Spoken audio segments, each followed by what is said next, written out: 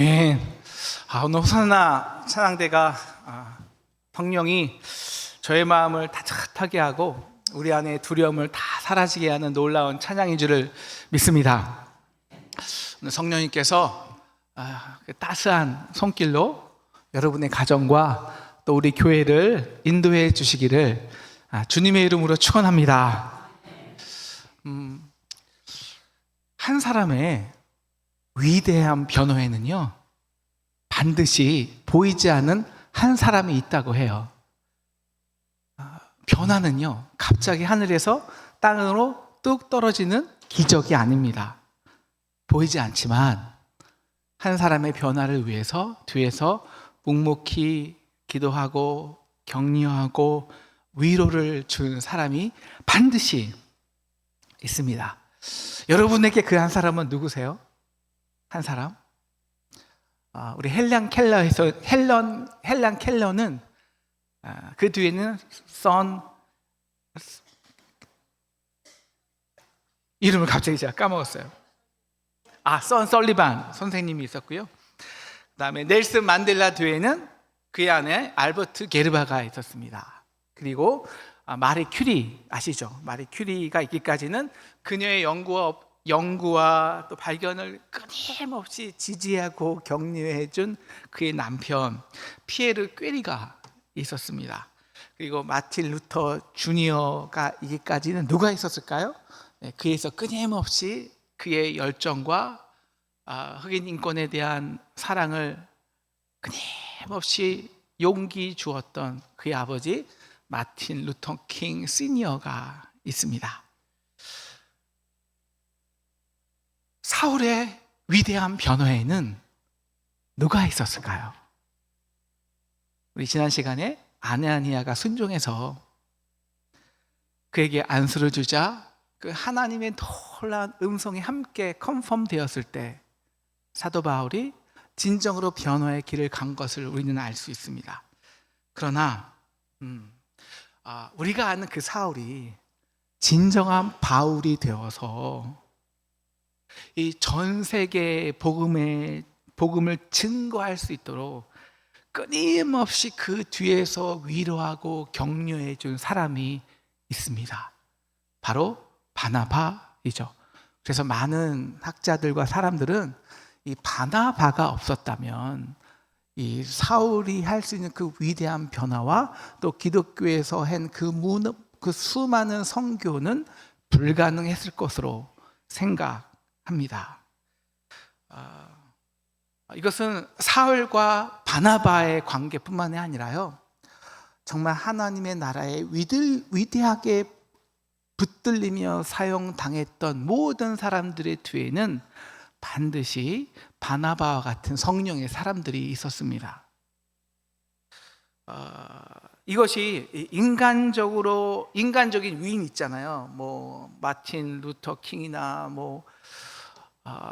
아인슈타인이나 우리가 아는 그 인간적인 업적과 인간적인 위인을 세운 그 뒤에 있는 한 사람과 성령에 위대하게 붙들려 사용당한 그 뒤에 있는 한 사람과의 차이죠.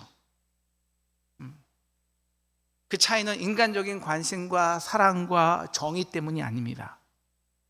그거는 그 사람이 성령의 사람이었기 때문입니다. 그래서 자기의 생각을 내려놓고 성령에 순종했기 때문입니다. 예외가 없었습니다.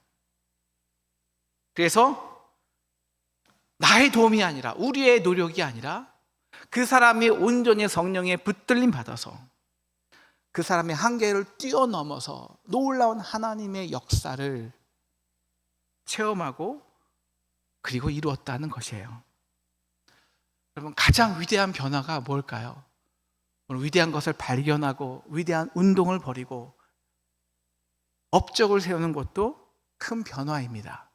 그런데 제가 이 목사가 돼서 좋은 장점이 하나 있어요. 그거는요, 인간의 죽음을 직접 마주하게 된다는 거예요.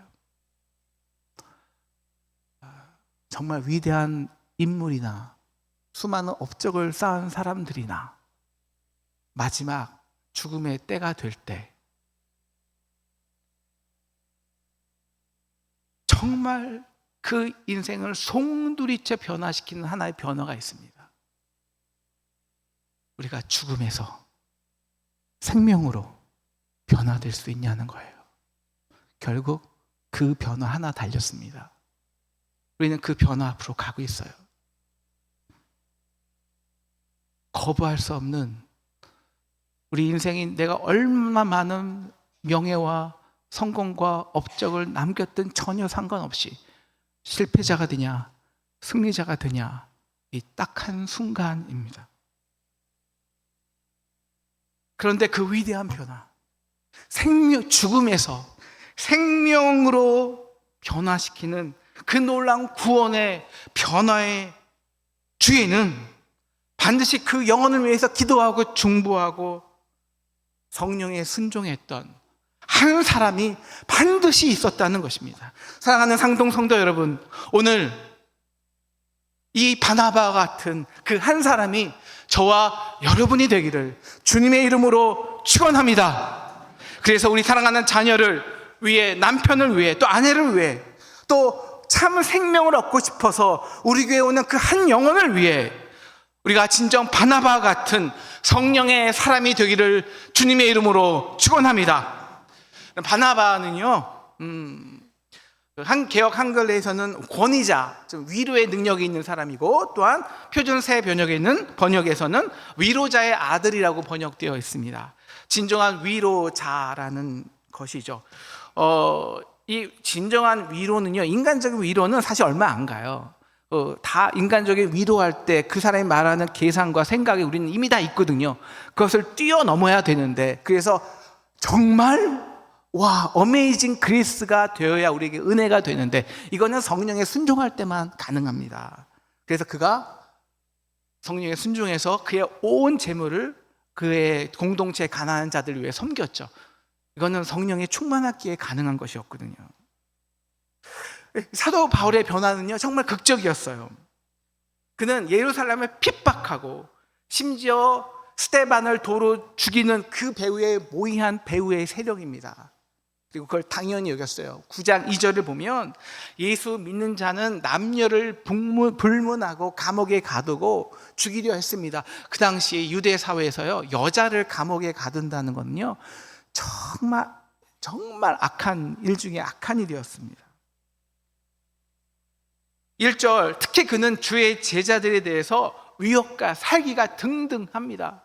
이 주의 제자들 보기만 하면 내가 죽여버리겠다고 그렇게 엇박을 하고 갑박을 하며 선언하는 사람입니다. 그런데 그가 갑자기 예수를 믿고 예수를 전하기 시작한다? 누가 믿겠습니까?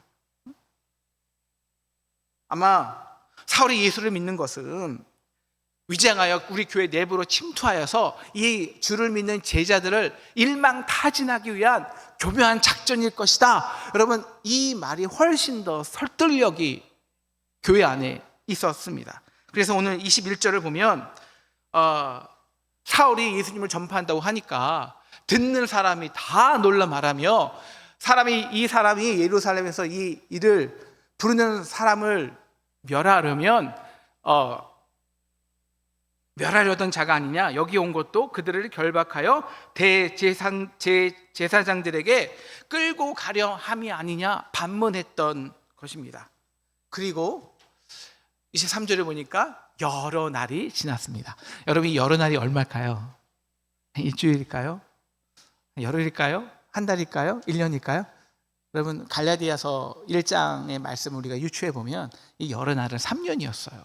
3년. 3년 동안 그는 온전히 말씀과 기도에 전념한 시간이었습니다. 사도 바울이 바로 갑자기 놀라운 신비한 체험을 하고 변화된 것이 아니에요. 3년 동안의 과정, 이게 무슨 과정일까요? 자기가 알던 세계는 이미 다 사라졌잖아요. 눈이 멀었잖아요. 빛으로. 그리고 오로지 듣는 세계, 순종하는 세계, 말씀 듣는 세계로 들어갔어요. 그래서 온전히 기도와 말씀으로 다시 하나님 그 새로운 시각으로 성경을 읽어가던 것입니다. 그래서 옛날에 성경을 읽으면 구약을 읽으면 이건 하나님의 율법과 계명을 지켜야 돼, 이 시선으로 봤는데 그 자기의 눈이 멀고 다른 시선으로 보니 그 구약의 모든 말씀은 살아있는 예수 그리스도를 증언하는 말씀이 된 거예요. 그래서 예수를 핍박하는 자가 이제는 예수를 위해 핍박당하고 심지어 목숨까지 바치어서 예수를 전하는 자가 된 것입니다. 오늘 그래서 사도 사울의 제자들은 25절을 보면 그를 목숨을 지키기 위해서 그를 사울을 광주리에 담아 성벽으로 달아내렸어요. 여러분, 이 정도면 사울의 진정성이 있는 거 아닙니까? 3년이 지났고 그 수많은 위협과 핍박에도 계속 하나님의 말씀을 전하려 하고 죽음의 수많은 위협 속에 있었는데 그 정도면 좀 믿어줘야 되는 거 아니에요, 인간적으로? 그런데요, 사람의 편견이라는 것이요, 정말 무서워요. 특히 그 편견이 우리 끼리끼리라는 조직이나 집단 속에 있으면 그 편견이 확정이 되기 때문에 절대 바뀌지 않아요. 그래서 유명한 학자는 이 책을 썼잖아요. Moral Man, Immoral Society. 한 사람의 인간은 도덕적일 수 있지만 그것이 집단이 되는 순간 비도덕적인 거예요.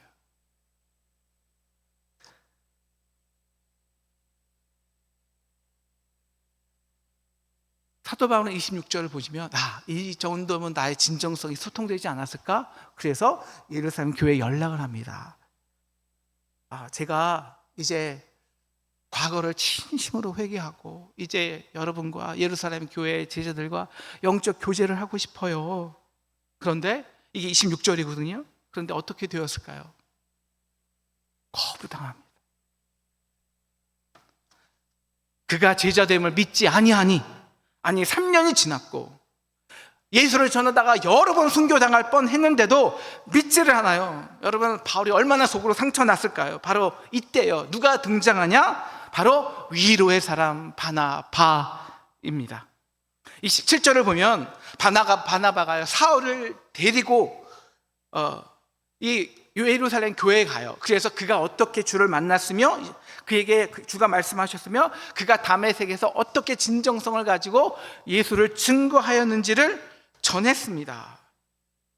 여러분, 사울도 몇 번을 시도했을 거예요. 직접 가서 예루살렘 교인들에게 내가 어떻게 하나님을 만났고 이제 어떻게 변화된 인생을 살게 되었는지 정말 간증하고 싶었을 거예요. 그게 서로 유익이 되니까. 근데 시작부터 거절당해요. 문이 열리지도 않는데 어떻게 말을 해요. 그런데 오늘 이 바나바가 사도 사울과 예루살렘 교회의 중보자가 된 거예요. 그래서 사울을 데리고 가서 대신 그 말을 전해준 것입니다. 아직 예루살렘의 교회의 제자들은요, 그 과거의 생각, 사도 바울의 과거의 모습에만 사로잡혀 있어요. 그리고 아직 그 사도에 대한 공포심, 우리 안에는 이런 우리가 스스로 만든 괴물들이 있거든요. 거기에 대한 공포심이 있거든요. 근데 어떻게 바나바가 말을 전했길래 그 사도 사울에 대한 공포심과 두려움과 살기를 느끼는 사람들이 그 마음을 확 다 풀어낼 수 있었을까요? 어떻게 바나바가 이 제자들의 편견을 깨고 바울을 받아들이게 하였냐는 거예요. 그것은 딱 하나, 바나바가 성령에 충만한 사람이었기 때문입니다. 그래서 그가 온전히 순종한 것입니다. 사도행전 11장 14절은 바나바에 대해서 이렇게 소개합니다. 바나바는 착한 사람이요, 더 중요한 게 있어요. 성령과 믿음이 충만한 사람이라. 이에 큰 무리가 주께 더하여지더라. 그러니까 이 배경 설명을 좀 해야 됩니다.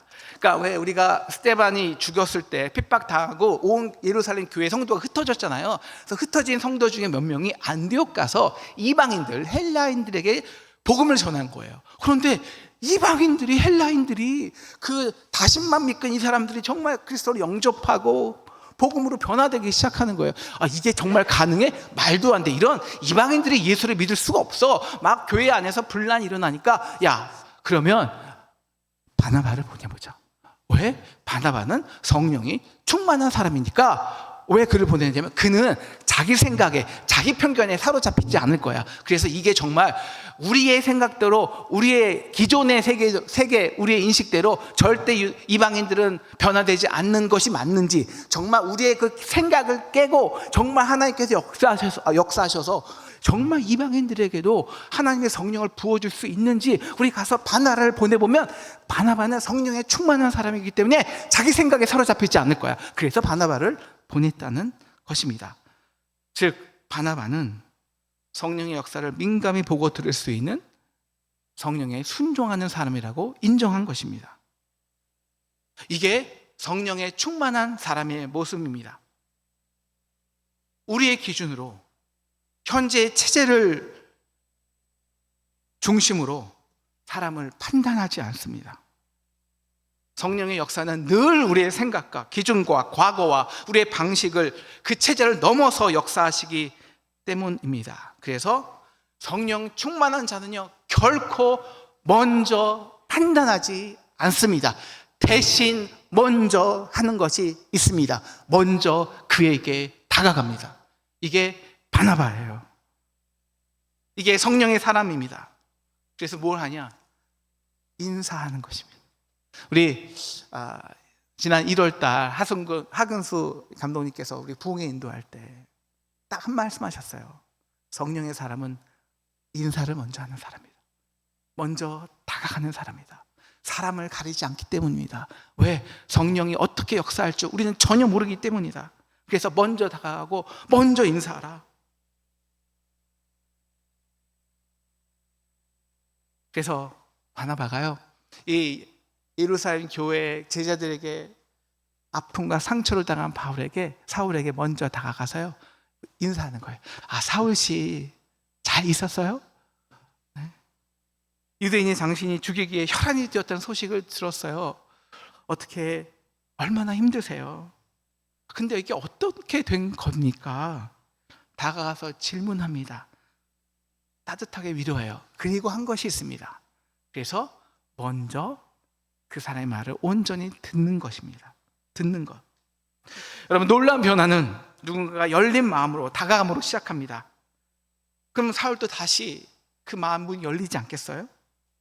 그래서 그 누구에게도 하지 못한 자신이 어떻게 변화받는지에 대한 그 놀라운 이야기들, 스토리들을 오로지 바나바에게 쏟아놓기 시작하는 것입니다.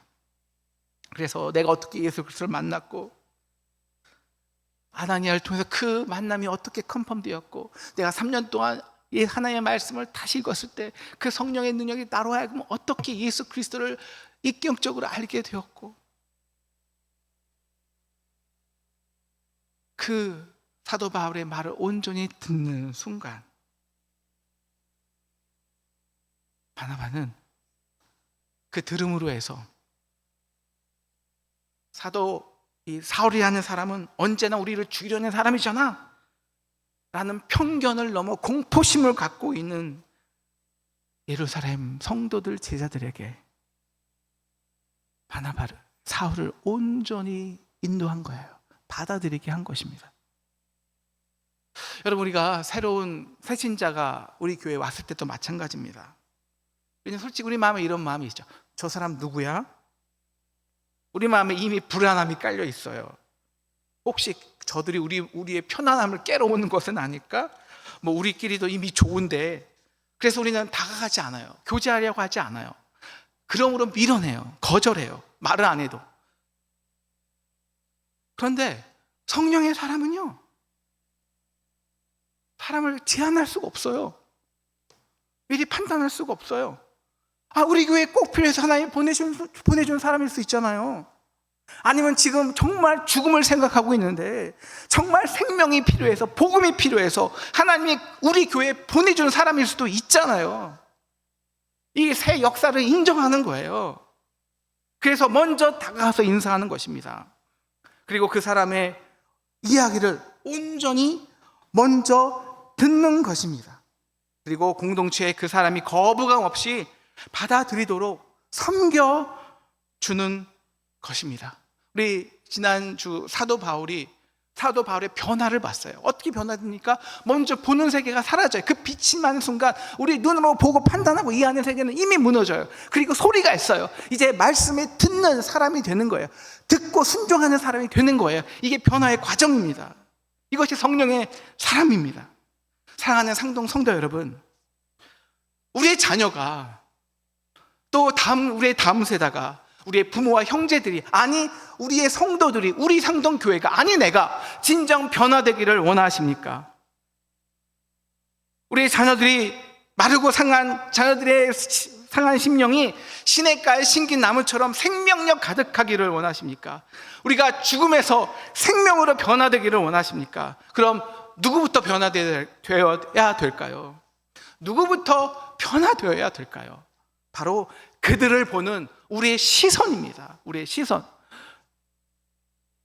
제가 교육학을 이제 공부하기 시작할 때 충격적인 사실 하나 깨달은 게 있어요. 뭔지 아세요? 우리 아이들은 교육자의 시선 그 이상 절대 성장할 수 없다는 거예요. 그러니까 선생님들이 얘는 이 정도겠네, 얘는 그 이상은 못해, 이미 그 선을 거버렸잖아요. 시선을 딱 거버리면 아이들은 그 시선 이상을 절대 잘할 수 없습니다. 부모가 우리 자녀를 보면서 얘는 이런 데 좀 부족해, 얘는 아직 미약해, 얘는 안 돼, 이미 그 마음이 깔려있고 그 시선으로 보는 한 자녀들은 절대 그 이상을 자라날 수가 없어요. 그러므로 진정한 변화를 위해서는 누가 먼저 변화돼야 되냐? 부모의 시선입니다. 선생님의 시선이에요. 교육자의 시선입니다. 이게 가장 먼저예요. 우리의 눈으로 판단한 것을 내려놓고 그 아이 한 생명이 세상을 위대하게 변화시킬 수는, 이미 하나님의 생명은 살아있다는 것은 명령입니다. 그래서 생명이에요. 살아있다는 것은 명령이에요. 그 아이의 생명이 어떻게 이 나라를 바꿀지 모르잖아요. 어떻게 우리의 시선으로 가둬둬요. 그 놀라운 거목들을 어떻게 분재로 키우냐는 거예요. 그래서 우리가 먼저 변화돼야 돼요. 여러분, 우리의 의지대로, 우리의 바람대로, 내 의도대로 우리 사람을 변화시키는 것은 불가능합니다. 우리 생명은요, 절대 교육당하지 않습니다. 우리 의도대로 변화되면 변화될 수 없는 것이 인간이에요. 사람입니다. 사람과 사람의 의지로는 절대 변화되지 않습니다. 어떻게 변화해야 됩니까? 내가 먼저 변화되는 거예요. 보는 사람, 판단하는 사람에서 성령에 순종하는 사람, 열어놓는 사람, 그래서 성령의 역사에 순종하는 사람이 되는 것입니다. 그래서 이제 성령의 음성을 듣는 거예요. 아니, 너 아이들은, 이 아이는 놀라운 생명이 있어. 네가 함부로 무시하지 마. 네가 뭔데? 그가 어디까지 성장할 줄 알라고. 그 한 사람이 지금은 새신자지만 그 사람이 우리 교회를 통해서 어떻게 하나님 역사하실 줄 누가 안다고. 우리가 감히 어떻게 미리 판단하냐는 거예요. 사랑하는 상동 성도 여러분, 우리가 이 성령의 사람이 되기를 주님의 이름으로 축원합니다. 두 번째, 같은 의미지만 사울의 위대한 변화에는 바나바의 동역과 그리고 세워줌이 있었습니다. 바나바는 성령의 충만한 바나바는 사울을 통한 하나님의 일하심을 인정하였을 뿐만 아니라 그가 진짜 하나님께서 그가 하나님 안에서 일하시도록 끊임없이 함께해 주었습니다. 동역해 주었습니다. 그리고 나중에는 공동체 안에서 이제 사울이 온전히 사역하여 하나님께 쓰임 받을 수 있도록 그를 세워준 것입니다. 이게 바나바의 역할이에요. 그를 소개시켜 줄 뿐만 아니라 그와 함께 있어주고. 성령은 위로자 아니에요? 우리 함께 해주는 자예요. 그래서 우리의 아픔을 알고 우리의 고통을 알아요. 또 뭘 알아요? 우리의 장점을 알아요. 우리의 은사를 알아요. 하나님이 우리에게 주신 뜻을 함께 알아가요. 그런 다음에 단지 교회에 받아들이는 성도가 아니라 교회 안에서 한 지체가 되기 위해서는 그가 교회 안에서 자신의 그 받은 은사와 달란트대로 교회를 세우는데, 그를 섬기는데 그를 세워주는 거예요. 그래서 그 사도행전 11장에 보면요, 바나바가 성령에 충만해서 충만하기 때문에 예루살렘 지도자들이 안디옥에 보냈잖아요. 여러분, 그 안디옥에서 이 바나바가 뭘 할까요? 바로 그가 성령에 충만하기 때문에 그가 누구를 초청해요? 다소에 가서 사도 바울을 초청해요. 그래서 함께 우리 동역하자, 함께 너와 나 일해보자. 왜? 이 안디옥 교회의 성도들을 우리 가르쳐보자. 함께 동역한 거예요. 동역. 그래서 바나바는 사울에 어떤 은사가 있고 어떤 가능성이 있고 달란트가 있는지를 함께 깨닫게 되었습니다. 아, 사도 바울, 당신은 정말 가르치는 은사가 있네요. 그냥 머리에 집어넣는 은사가 아니라 그 가르침을 통해서 사람을 변화시키는 진짜 은사가 있네요. 그래서 이들이 1년 동안 가르치고 나서 이게 위대한, 우리 다음에 배우겠지만 사도행전 11장에 보면은 그제서야 비로소 안디옥 교인들이 세상 사람들에 의해서 그리스도인이라고 인정받은 거예요. 칭함받은 거예요. 야, 저 사람들은 정말 그리스도인답게 산다. 정말 변화되었다. 뭐가 있었기 때문에? 사울과 바나바의 동역이요. 진정한 가르침이요.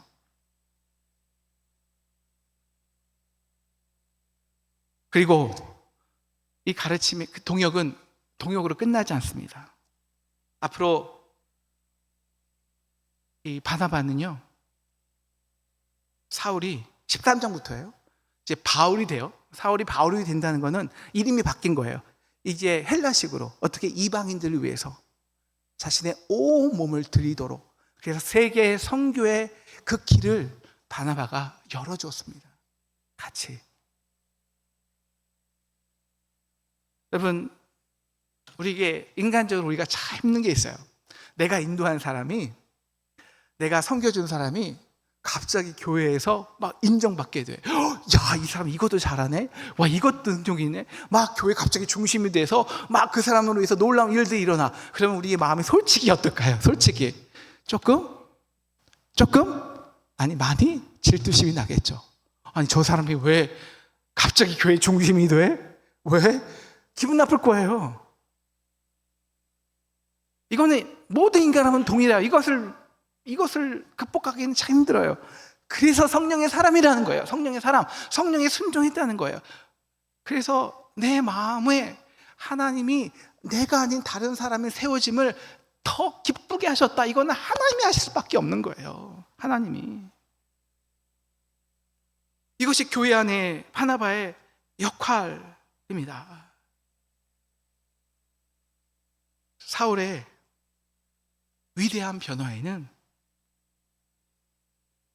성령에 충만한 바나바의 섬김이 있었습니다. 그런데 그 바나바의 사역이요, 그냥 사울과 바나바 그 둘의 관계에만 영향이 미쳤을까요? 아니요, 그렇지 않다는 겁니다. 그래서 오늘 성경 말씀에서 가장 놀라운 선포가 있어요. 자, 사도 바울의 변화에 바나바가 어떻게 성령으로 순종했는지를 기록한 다음에, 그리고 5장 말씀을 이렇게 결론을 내고 있습니다. 같이 5장 31절 같이 읽도록 하겠습니다. 시작. 그리하여 온 유대와 갈릴리와 사마리아와 교회가 평안하여 든든히 서가고 주를 경외함과 성령의 위로로 진행하여 수가 더 많아지니라. 바로 이겁니다. 바나바 한 명의 존재는 단지 바나바가 세워주는 그 한 사람의 변화가 아니라 그 한 사람으로 인해서 교회 전체가 든든히 서가게 되는지를 믿으시기를 축원합니다. 정말이에요. 정말. 여러분, 우리가 교회가 든든히 서가는 비결이 무엇일까요? 그거는 서로에게 위로받는 거예요. 서로가 지체가 되어야 되는 거예요. 위로받는다는 것은 저 사람의 존재로 인해서 우리 교회가 얼마나 아름다운지, 그리고 나의 존재로 인해서 함께 아름답게 덕을 세우는, 함께 세워지는 거예요. 그런데 이 위로가요, 인간적인 방식, 인간적으로 도와주고 인간적으로 기대와 계산이 있어서 위로하고 서로 도와주는 것, 이거 뻔하거든요. 이거 하루 이상 못 가거든요. 이걸 위해서 진정한 위로가 없어요. 어떤 위로가 있냐? 진짜 위로가 뭐냐? 우리가 인간적으로 하기 싫었지만 그러나 성령에 민감하고 이제 듣는 사람에게, 이게 순종하는 사람에게 나의 의지를 넘어서 순종하여서 바나바 같이 나를 죽이고 사울을 세워줄 때, 그럴 때 정말 우리의 한계와 우리의 상황을 뛰어넘는 놀라운 하나님의 역사, 주의 역사를 함께 맛보는 거예요. 주의 역사를. 그래서 그 둘의 가르침으로 그 안디옥 사람들이 변화가 되고 세상에서 인정받을 때 얼마나 그 둘이, 그게 얼마나 그 마음에 서로 위로가 되었습니까? 힘이 되었을까요? 그렇게 주를 경외함으로 위로를 받는 거예요. 인간의 노력과 인간의 생각을 뛰어넘는 성령의 역사를 함께 경험할 때만 우리는 진정한 서로 위로를 받을 수가 있어요. 그게 진짜 위로예요. 그래서 그 결과 믿는 자의 수가 부흥되었다는 거예요. 그 결과 부흥되는 거예요. 그 결과 교회가 든든히 세워져 가는 것입니다. 이것이 바로 바나바의 존재 이유고 역할입니다. 이제 우리 상동교회는 바나바들이 있습니다. 아니, 우리가 다 이 바나바가 되어야 합니다. 사랑하는 상동 성도 여러분, 우리는 다 변화되어야 합니다. 변화되어야 합니다. 우리의 사막의 권세가 우리를 붙잡고 끌고 갈 때 그거를 스탑시키고, 서로 스탑시키고, 우리의 마지막 그 사망의 순간 서로의 믿음으로 변화되어 죽음을 이기는 승리자가 다 되어야 합니다. 여러분, 우리 얼마 안 남았어요. 이 변화를 누가 시킬 것입니까? 변화를 누가 시킬 것입니까? 우리 아이들의 변화를, 우리 자녀들의 변화를, 상동교회의 변화를 누가 시킬 것입니까? 바로 우리가 순종할 때, 성령에 순종할 때, 성령에 충만한 사람이 될 때, 그래서 우리의 생각, 우리의 견해, 우리의 시선을 내려놓을 때, 사랑하는 상동 성도 여러분, 그렇게 하나님의 마음으로 여러분의 자녀들에게 먼저 다가가시기를 주님의 이름으로 축원합니다. 우리 함께 네 번 할 텐데요, 우리 함께 아멘으로 선포했으면 좋겠어요. 사랑하는 상동 성도 여러분, 우리가 먼저 다가가는 사람, 인사하는 사람이 되시기를 주님의 이름으로 축원합니다. 먼저 열린 마음으로 그 한 사람을 공동체에서 세워주는 저와 여러분 되기를 주님의 이름으로 축원합니다. 우리 자녀와 우리 새신자를 진정으로 함께 동행해주는 사람 되기를 주님의 이름으로 축원합니다. 그래서 마지막, 그래서 그 한 사람이, 우리의 자녀가 한 사람이 하나님께 온전히 쓰임 받는데, 세워주는데 도와주는 저와 여러분이 되기를 주님의 이름으로 축원합니다. 이런 바나바들로 인해서 우리 상동교회가 평안하며 든든히 서가고 주를 경외함과 성령의 위로로 믿는 자가 더 많아지게 되기를 주님의 이름으로 축원합니다. 아멘.